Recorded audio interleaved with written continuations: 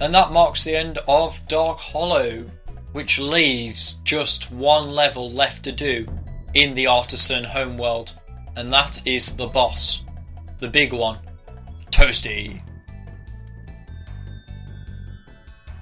Toasty hidden inside this dragon head. The whole point of us leaving any kind of level by the exit portal was to release this monster. Confronting Toasty, that's what it says whenever you face a boss. It's a big deal. The Toasty level is hellish in theme. You have the shepherds and their guard hellhounds.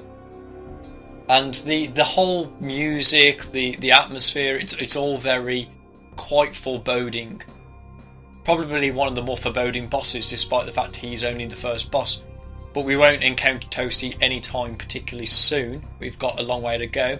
First of all, defeating the shepherds, which are copies and pastes of the shepherds from Stone Hill, without being hit by the guard dogs. The hellhounds, if you like, that's just the name I'm going to call them. Whoops, nearly fell off the edge there. They're very vicious. They attack by jumping onto us, and they actually take 2 hit points to destroy, and they cannot be destroyed by charging. So a lot of this particular level will be trying our best to defeat their masters while avoiding their wrath, if you like. Their wrath, if you like. Ba-bum. Can I get this one without being flattened? Can trap. Yeah, there we go. If I trigger one of the dogs and then go in for the kill, that might work. The dogs are one of the few enemies whereby rolling actually can provide a bit of an advantage. Oops. It's quite good. Oh wow.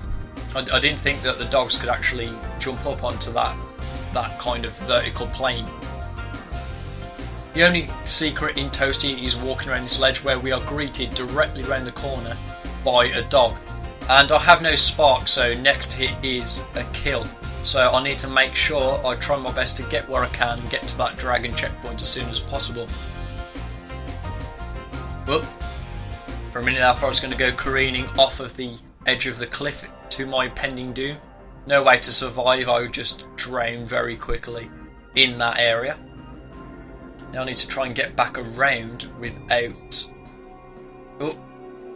Oh, I actually thought the dog would have got me then. I was a bit too careless, but I'm not complaining. I don't particularly want to have to restart the level. Like all bosses except for, I believe, Metalhead, which is later. Oh, hang on, Dragon. Nevin. Nasty Nork has put one of his most genius henchmen in charge of the Odyssey world. Bring them on. I think I smell a barbecue. Be careful, Spyro. This boss has many tricks up his sleeve.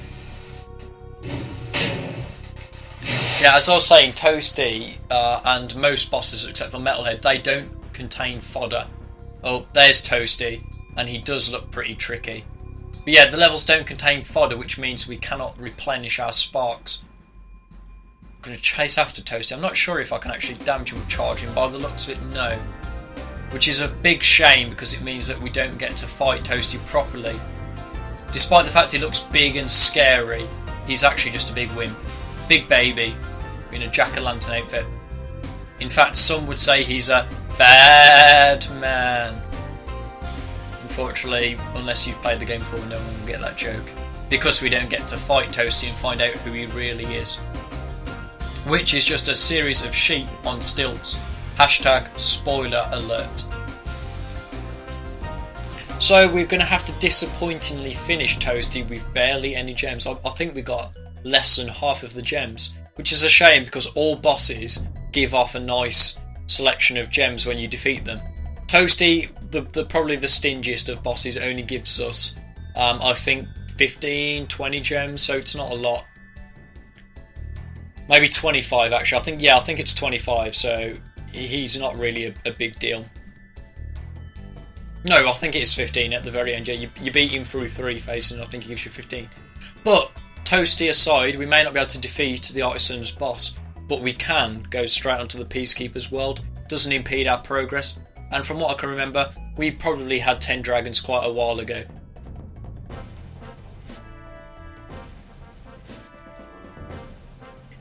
Peacekeeper's homeworld is completely different to the greenery of the artisans. Titan. Welcome to Peacekeeper, Spyro. Look how our treasure has been turned against us and stolen. Recover our treasure, Spyro. Collect treasure. Got it. So yeah, Peacekeepers is a deserty kind of kingdom as opposed to Artisan's lush greenery. It's very solitary, and the dragons are completely different. The dragons are almost warrior-like, hence being called Peacekeepers. Their job is to keep the peace in the Dragon Realms. Didn't do a particularly good job. They've let their homeland be taken over by Napoleonic soldiers, just defeated the trooper version. Next up, the Cannoneer. The Cannoneer tends to have a blue hat and will go to any cannon nearby to launch cannonballs at us. Cannons are unfortunately inaccessible to us because they require flame, which is a big shame because they're fun to use. Take out another Cannoneer. For some reason the Cannoneers are just constantly at war with each other. I'm not exactly sure why, and we're in the middle of interrupting their ongoing battle. Okay, into the first level of the Peacekeeper's homeworld is Dry Canyon. Probably one of my least favourite levels, to be honest.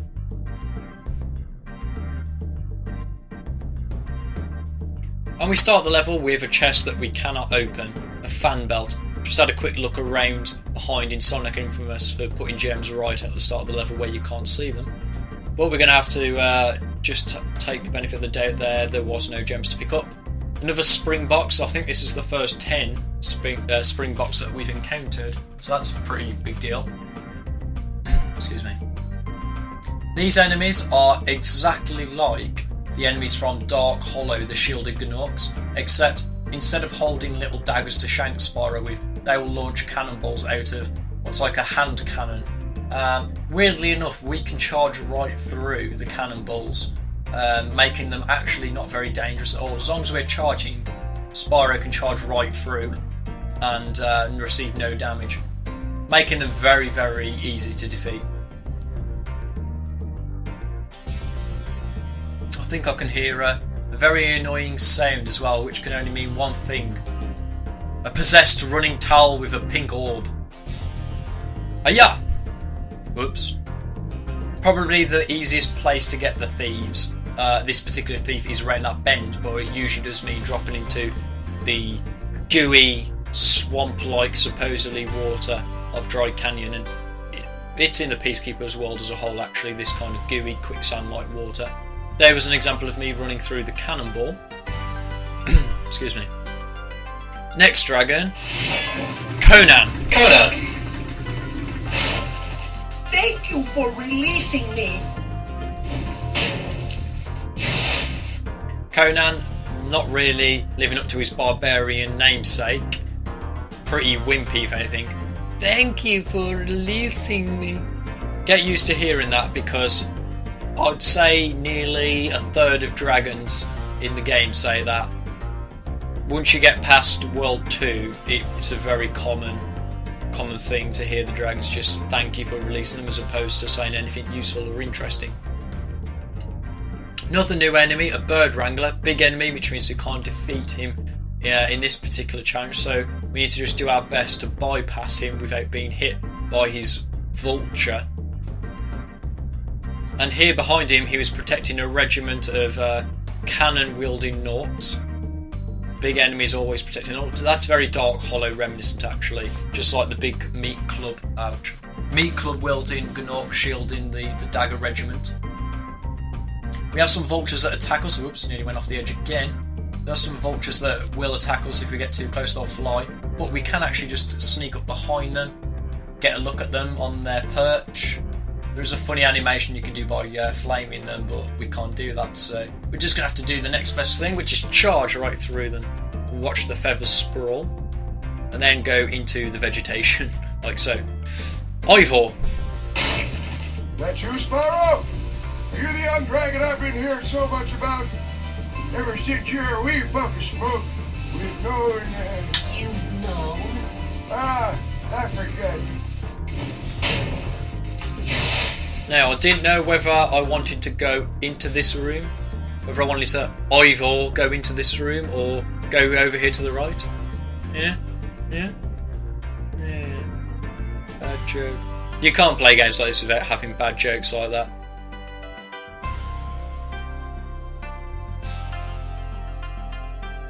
It feels essential to make bad pun jokes when playing these nostalgic games.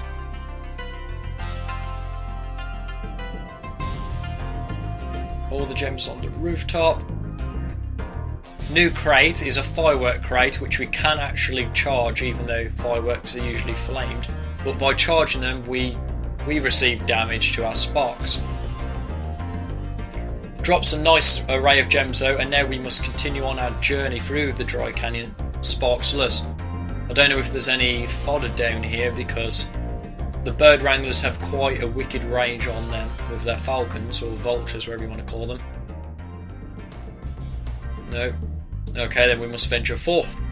The good news is we're going to have to come back over this side anyway for that section over there to the right, which I'll explain a bit more when I'm up on higher ground. Oh, I nearly forgot about this stuff over here. I always hoped that on this game that when you opened a chest like this to get a life, it'd replenish your sparks, but it's something they brought in the later games whereby if you got a 1-up it would also completely replenish your sparks to gold. But it doesn't on this one, so it doesn't stop me from playing this game and expecting it to happen though for some reason. Beautiful array of gems. So we can't attack that fire crate unless we want to die. But as I said, we need to come back over to get that section over there, where you can just about see in the distance a lockbox. So look out for a key somewhere in this level. Another vulture just casually perching, watching us go about our daily dragon business. Okay, I don't particularly want to go down there and risk dying just yet, so I'm going to release the dragon first, give ourselves a checkpoint in case worst case scenario. Boris Johnson. Dry Canyon rewards good gliders. You are a good glider, eh, Spyro? I was born to glide. I was born to glide. Now, Boris Johnson wasn't referring to gliding to boost our little dragon ego. He was actually giving us a hint to go over to this section where there's an array of gems and it's a secret area. Usually you'd get to this particular point, it's one of my favourite secrets in the game, and you think, where do I go? There's not really anywhere to go from here. Do I go to the right? Do I go to the left? But then when you stop and think about it, the gems were leading to the left. And just by knowing the geography of this level, you can just glide around the canyon here and end up on this section here. You'd spend ages over there just looking at this area thinking, how the hell do I get up here? And you'd try several times to glide any way possible, charge and glide to that lower section down there, and it just wouldn't happen. You'd end up leaving really frustrated, just giving up hope. But we get our lockbox key, hooray, and we rescue Maximus! Incredible glide, Spyro. I thought I'd be stuck here forever with those ugly vultures standing on my head. Those birds might look tough, but they're pretty tasty. Plain broiled, with a pinch of salt. Maximo's subtly trying to tell us to flame the vultures. But again, flaming them is not on the agenda for this particular challenge, so I'm sorry Maximus, we won't be taking your advice. We haven't learned how to flame yet, it's on our to-do list.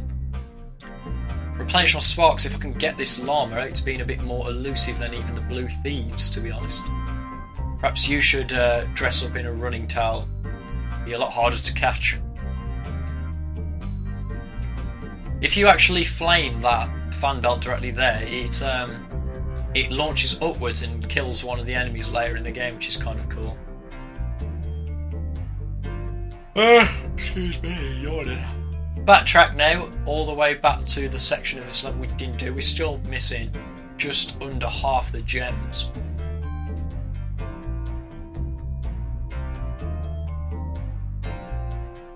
Oh, I forgot to do this section. Yeah, I didn't have the sparks out. didn't have a spark, so I didn't do the section. So there we go.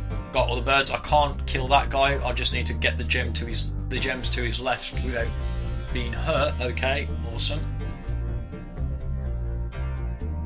See, this level feels like it's going on longer than most of the other levels that we've done so far.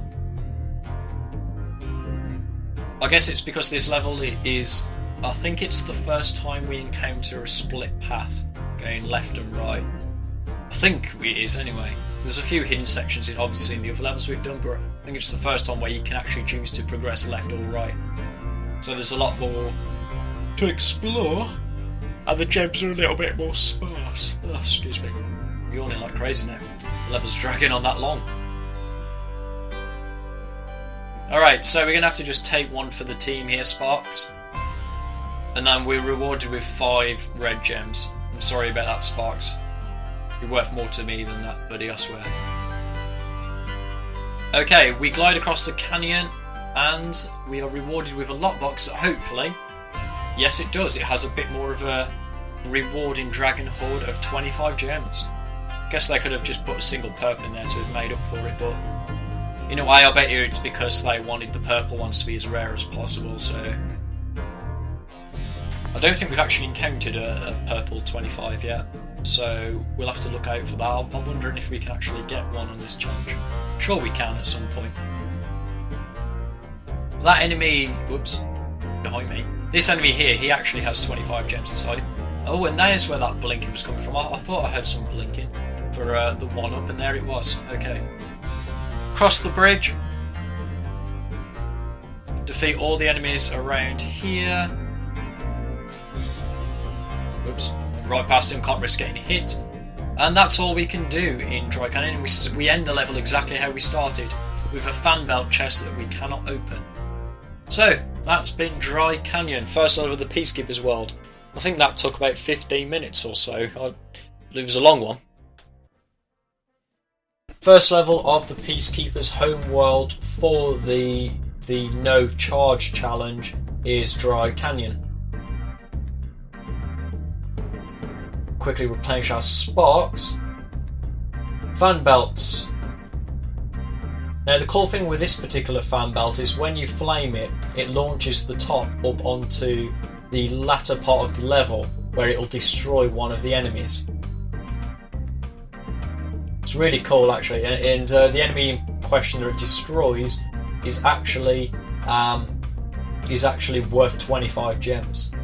These two enemies here, they're reminiscent of Dark Hollow enemies, and even though they have shields, just like the Dark Hollow enemies, they don't always have their shields marked up, which means that you can flame them when they go to attack Spyro. They only really put their shields up if you get too close as well, otherwise they'll be busy trying to target Spyro with their cannonballs. Metal chest that we cannot destroy. I'm just going to kill myself.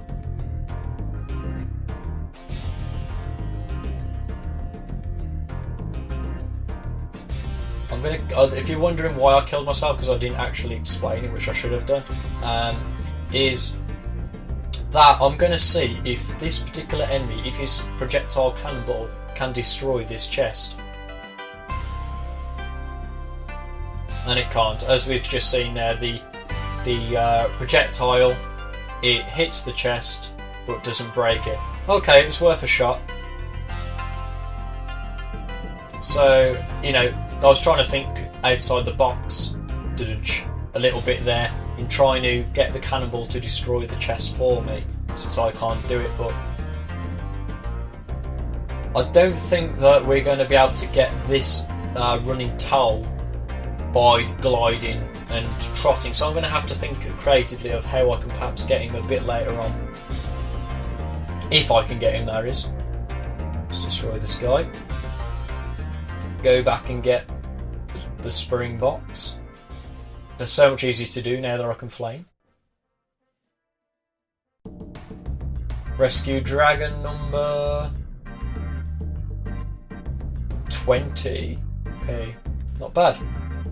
We're on 20 dragons, that's nearly halfway to to what we need to get to the last areas of the game, to be honest.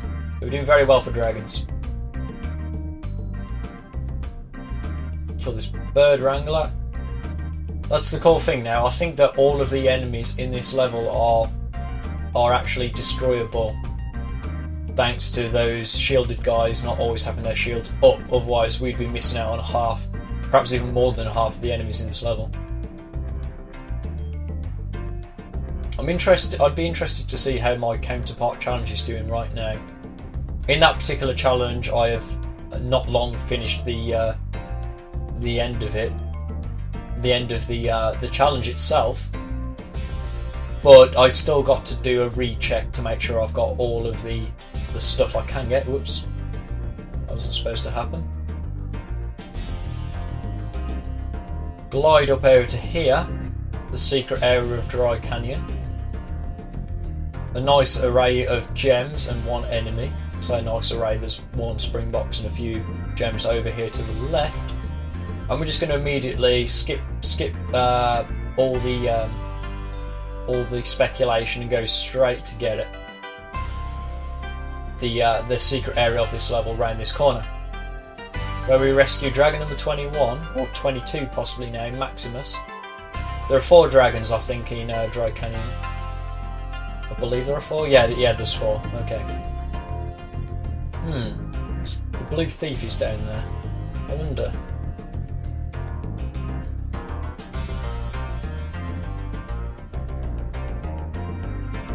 Alright, okay. That wasn't too difficult. So, that answers that question on how we get the blue thief. I thought I'd have to be a bit more creative than just dropping and gliding down into him. Especially because he runs in a slightly different angle circle, I thought he'd be a bit more harder to intercept.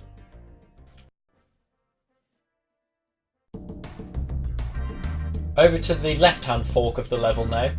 2 forks are this level has, the left and the right fork. We've already explored the right, sort of, except for the very end part. Just gonna get everything we can in the left now.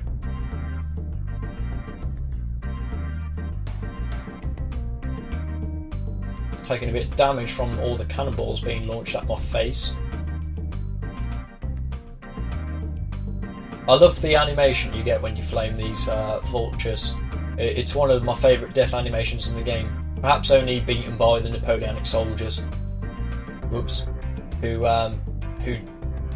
do the most ridiculous death animations. Proper over dramatised. Instead, the vultures, they make a break kind of sound. Oh yeah, just showing off the rolling. Ivor.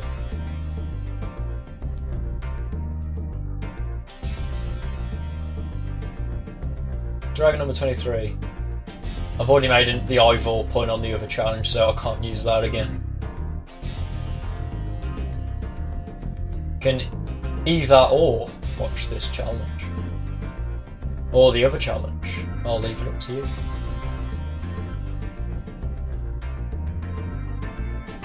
Or you can even watch both, if you've got plenty of time on your hands to watch both. Alternatively, you could pick the one that you fancy watching, see it through to the end, and then just skip to the last episode of the other challenge, and then check to see which score was the higher one. See if you bet correctly. I have less to say in this right hand let's play, the latter let's play, purely because I feel like I've done all the commentary I could for the other challenge. But here we have firework crates that can be charged, but flaming them is a lot safer since charging them will damage our sparks. And this is where the key that we saw earlier comes into play on this particular lockbox, on this actual area over here. I guess that's the real canyon in the game. In the level, the rest of the level is very noticeably dry, as the name suggests, and that part is the canyon that we have to glide across.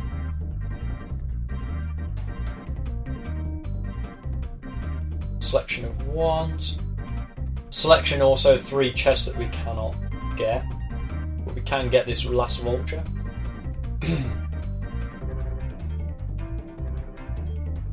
nothing else around here, so I don't think. I think that's everything we can get down there. Oh, okay, oh yeah, I died, didn't I? So that enemy came back to life. I thought I'd already killed him with the fan belt from earlier in the level. But I then killed myself later on to try and see if the chests were destructible. So he will have respawned because I didn't get a dragon in the meantime.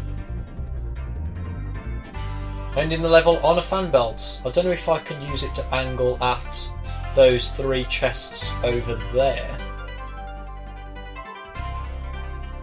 Doesn't quite reach. Well, it doesn't reach by some distance. Whoa! Emulation lag. So I've got through all the more graphic intensive parts of this PS1 game. I get to the return home portal where it's the end, and that's when I get so down.